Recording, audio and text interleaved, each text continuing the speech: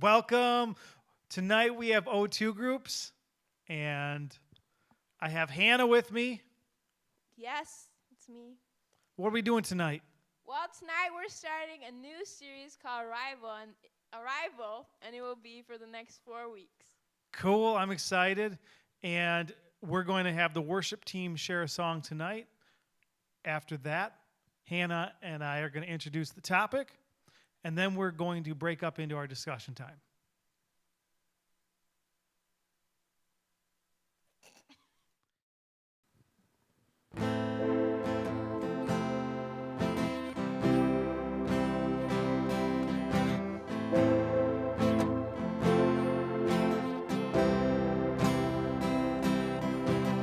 Weapon may be formed, but it won't prosper. When the darkness falls, it won't prevail. 'Cause the God I serve knows only how to triumph. My God will never fail. I'm gonna see a victory. I'm gonna see a victory, for the battle belongs to you, Lord. I'm gonna see a victory. I'm gonna see a victory, for the battle belongs to you, Lord.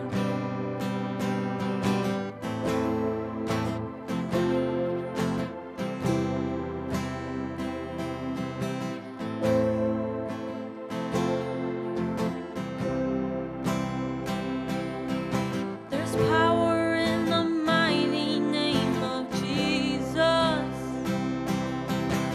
Every war he wages, he will win. I'm not backing down from any giant. I know how this story ends. I know how this story ends. I'm gonna see a victory. I'm gonna see a victory, for the battle belongs to you, Lord. I'm gonna see a victory. I'm gonna see a victory, for the battle belongs to you, Lord.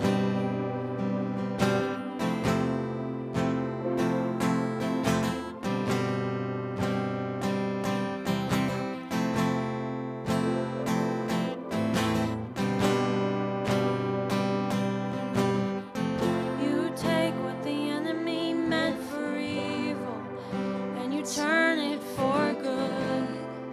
You turn it for good. You take what the enemy meant for evil, and you turn it for good.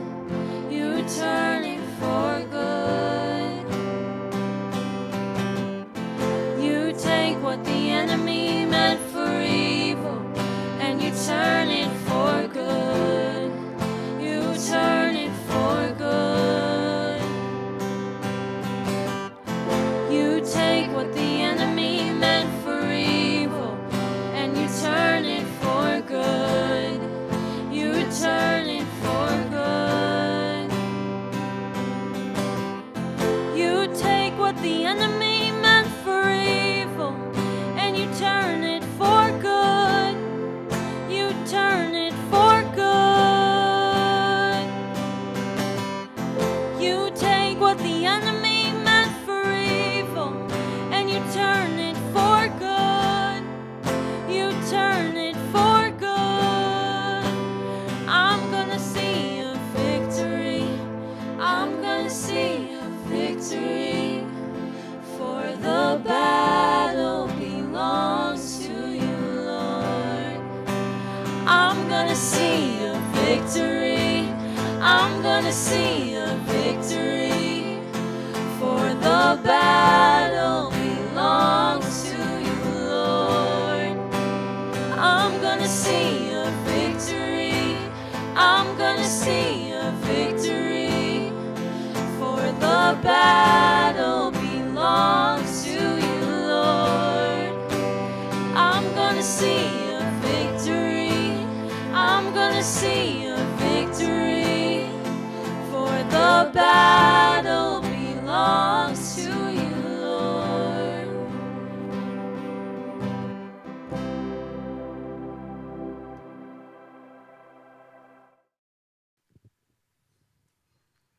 Thank you, worship team.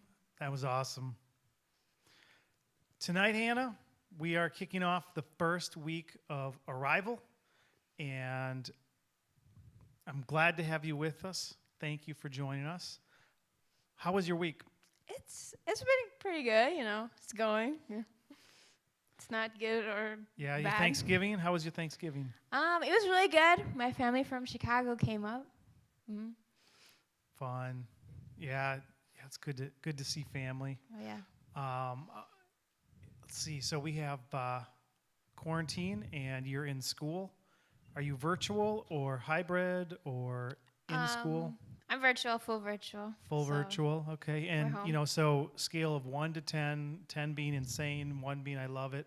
Where are you at with the whole virtual school thing? I'd say maybe around 6 because I Okay. like staying at home, but then I miss going to school and seeing everybody. Yeah, I can relate to that.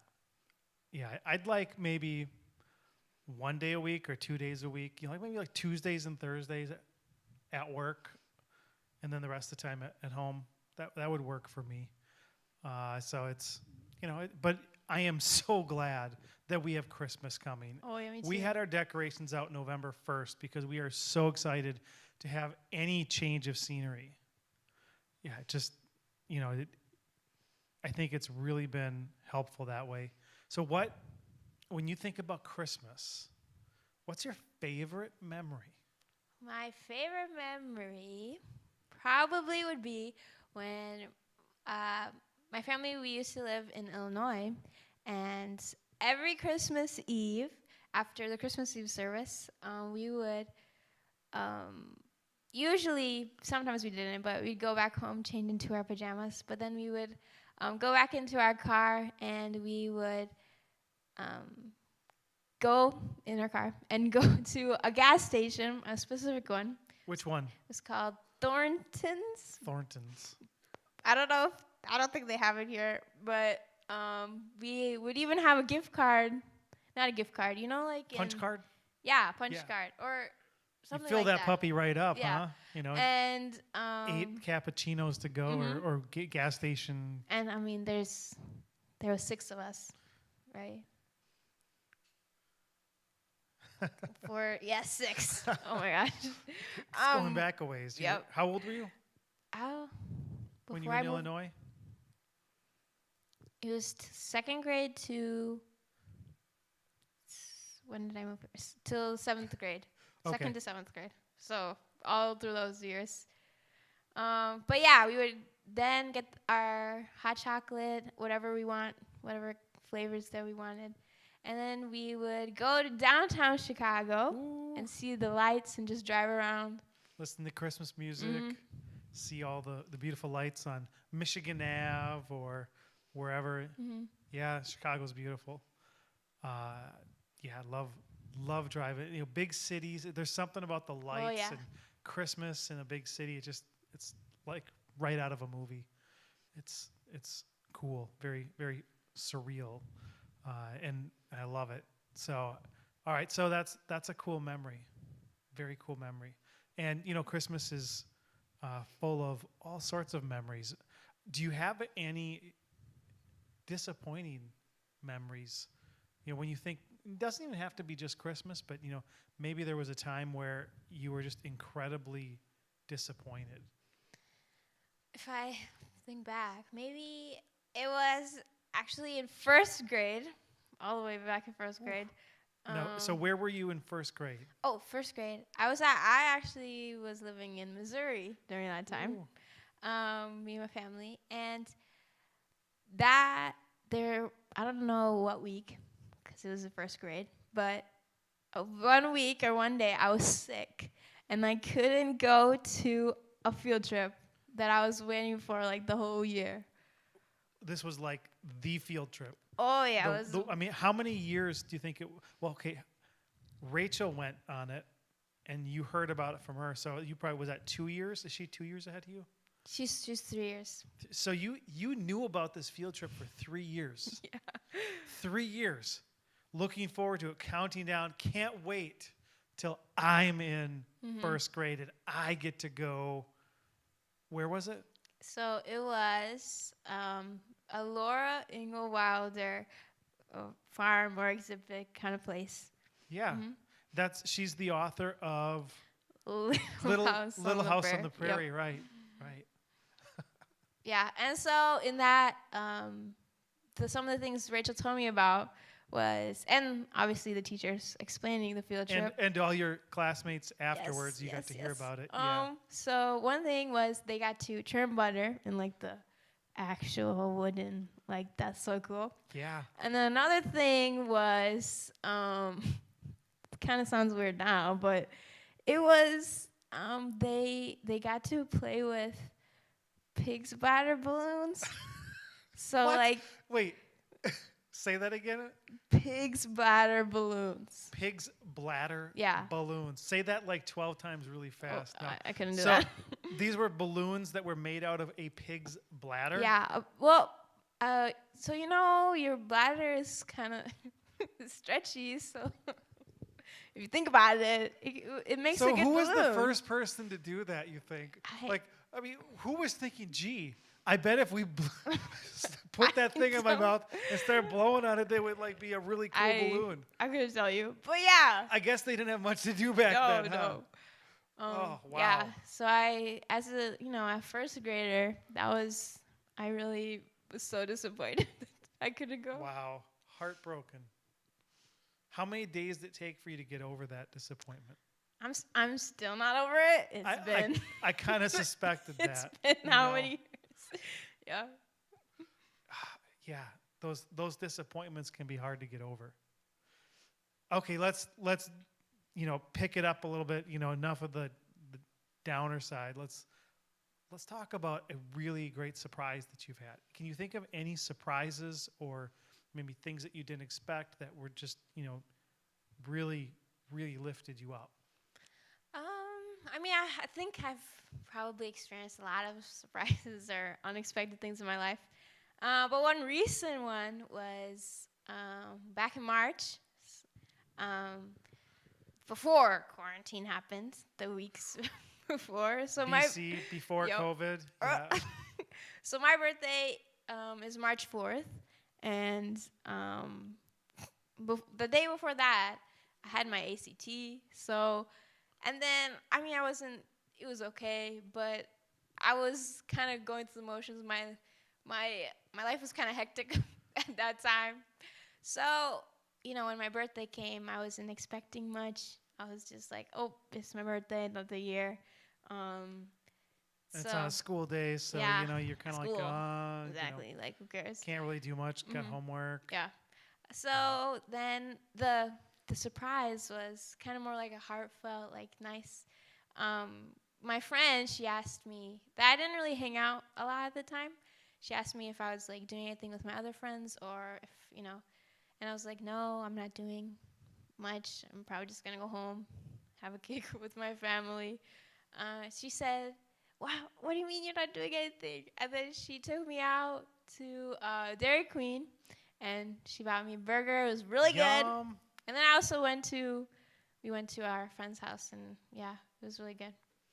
Just, you thought, I'm just going to be doing this boring thing, and all of a sudden, Yeah, it was unexpected. I didn't Yeah. expect her to. there's something that. about those unexpected surprises.